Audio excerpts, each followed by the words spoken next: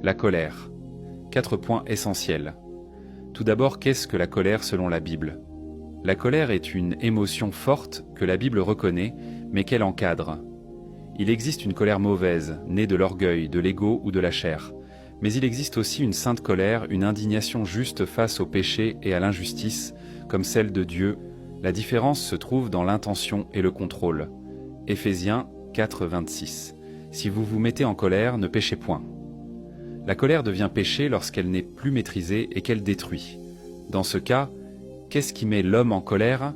L'homme se met en colère lorsqu'il se sent blessé, frustré, humilié ou incompris. Souvent, la colère naît quand notre volonté est contrariée ou quand l'orgueil est touché.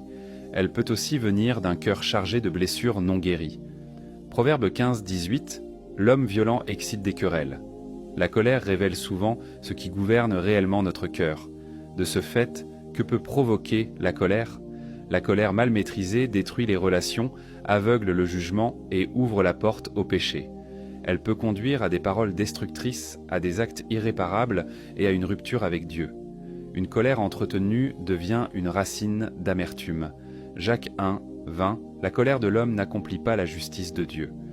Ce que la colère promet de régler, elle finit souvent par aggraver. Enfin, comment lutter contre la colère excessive? On lutte contre la colère en laissant le Saint-Esprit